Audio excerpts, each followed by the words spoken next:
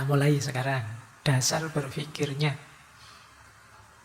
Jadi Ibnu Khaldun punya beberapa asumsi dari seluruh bangunan pemikirannya. Dalam catatan saya ada 5 asumsi menurut Ibnu Khaldun tentang manusia. Yang pertama, manusia bagi Ibnu Khaldun adalah makhluk yang berpikir. Hayawanun natik. Yang kedua, manusia adalah makhluk sosial. Yang ketiga, manusia adalah makhluk politik.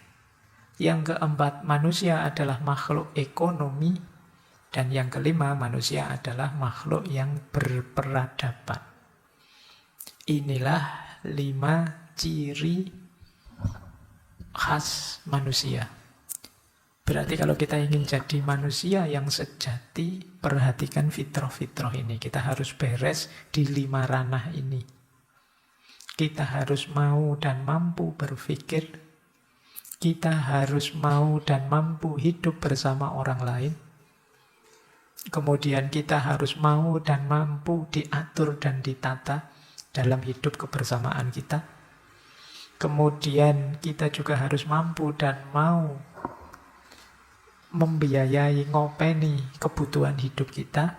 Dan yang terakhir, kita harus mampu dan mau jadi orang yang beradab. Kalau kita bisa 5 ini, kita manusia yang sejati. Yang pertama, berpikir.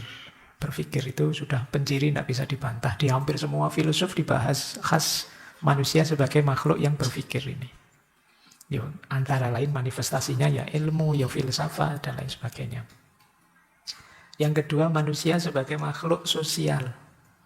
Jadi kita itu tidak bisa sendirian. Sejago apapun kita, seintrovert apapun kita. Jadi kita selalu memerlukan orang lain. Dalam segala aspek hidup kita. Tanpa orang lain, nanti banyak sekali kebutuhan kita yang tidak terpenuhi. Mungkin saja kita pinter mahir, tapi kan kepintaran dan kemahiran kita itu ya di satu bidang atau 1-2 bidang. Sementara hidup kita jalani memerlukan banyak bidang. Pinter filsafat, tapi tidak jaminan pinter masak misalnya. Tidak jaminan pinter nanam padi, bertani misalnya. Tidak jaminan pinter berdagang. Sementara hidup kita kan butuh makanan yang dimasak. Butuh orang yang nanam padi, orang yang bertani, butuh jual beli. Sementara kita ngertinya cuma filsafat misalnya. Itu menunjukkan bahwa tidak mungkin kita hidup tanpa orang lain. Makanya orang sombong itu tidak pantas. Orang merasa hebat, merasa tinggi itu tidak cocok. Sehebat apapun kita, setinggi apapun kita masih butuh orang lain. Ya kalau bahasanya komputer, kesombongan dan manusia itu tidak kompatibel. Kalau ditemukan hasilnya crash mesti. Kalian kan mestinya tidak kerasan kan deket orang sombong. Deket orang yang ngomong besar, meninggi-ninggikan dirinya. Itu kamu deket orang kayak gini kan perutmu langsung mules mesti. Ingin segera pergi saja. Nah, kenapa tidak cocok dengan programmu? Program kita manusia yang makhluk sosial, yang butuh orang lain. Makanya kalau tidak suka orang atau mungkin ada orang 1-2 yang kita benci, wajar saja sih ada yang kita sukai dan tidak kita sukai di kalangan orang-orang sekeliling kita. Tapi jangan benci, jangan tidak suka sedalam itu. Biasa sajalah. Siapa tahu kapan-kapan kita butuh, kita perlu dia. Baik, jadi yang pertama berpikir, yang kedua sosial, yang ketiga politik. Jadi kita itu makhluk politik, maka kita harus mampu menata dan siap ditata. Makhluk politik itu berarti kita perlu tatanan. Iya sih, misalnya teman-teman yang muda ini merasa, saya tidak senang Pak diatur, saya ingin bebas. Loh kalau semua prinsipnya seperti kalian, semua ingin bebas, boleh saja sih, tapi seandainya saya beri kebebasan beneran sebebas-bebasnya kalian, pasti nanti akan tabrakan. Ketika sudah tabrakan, itu mesti ngaco. Makanya kita harus sadar, tidak bisa kita bebas 100%. Kalau dalam filsafat ada istilah paradox of liberty, paradok kebebasan. Semakin kita ingin bebas, itu semakin besar potensi tabrakan, konflik dengan orang lain. Karena orang lain juga mungkin ya merasa bebas. Sama-sama bebas mesti nanti tabrakan.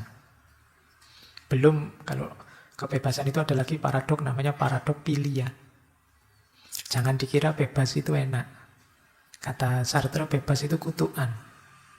Semakin kita bebas, semakin kita harus bertanggung jawab. Jadi berat bebas itu. Dan tadi paradok pilihan.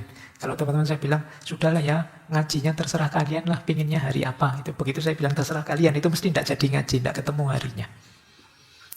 Satu ingin malam Minggu, satu ingin malam Senin, satu ingin tetap Rabu malam Kamis saja, satu ingin malam Jumat saja Pak sekalian. Tidak jadi ngaji. Itu yang disebut paradok pilihan. Semakin banyak pilihan, semakin bingung orang untuk memutuskan. Maka orang harus mau diatur. Tidak bisa suka-suka dia sendiri. Karena kalau tatanan rusak, hidup tidak teratur, ya kita sendiri tidak nyaman. Jadi bayangkan kalau di jalan itu tidak diatur. Ini lampu merahnya kapan, jalur lambat, jalur cepat, jalur kiri, jalur kanan, kalau nyelip bagaimana, itu kan aturan biar semua nyaman. Coba semua merasa bebas, kalau saya suka-suka saya lah Pak, makna kan dari saya misalnya. Itu mesti di jalan isinya kisruh, mesti banyak senggolan, tabrakan, dan lain sebagainya. Maka manusia itu fitrahnya politik. Harus bisa ngatur sekaligus mau diatur. Jadi ini fitrah yang ketiga. Yang keempat, manusia itu makhluk ekonomi.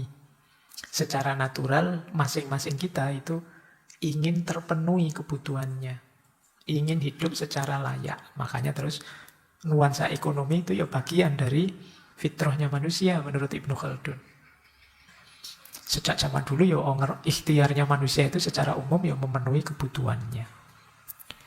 Dan yang terakhir, manusia adalah makhluk beradab. Wah, ini tidak perlu saya jelaskan, sudah diceramahkan di mana-mana bahwa cirinya manusia itu ya adabnya. Jadi etika, etiketnya, kulturnya yang dengan budaya-budaya itu nanti membentuk wajah dunia yang kita kenal sebagai peradaban. Baik, ya nanti Ibnu Khaldun punya teori panjang sendiri tentang peradaban. Teori tentang badawah dan khadoroh, masyarakat desa dan masyarakat kota. Baik, jadi inilah dasar berpikirnya beliau. Makanya beliau terus masuk ke sosiologi, masuk ke sejarah, masuk ke ekonomi, masuk ke politik, dan banyak bidang humaniora, karena memang fokus beliau pada manusia. Dengan fitrah-fitrahnya, khususnya fitrah sosialnya. Baik, lanjut.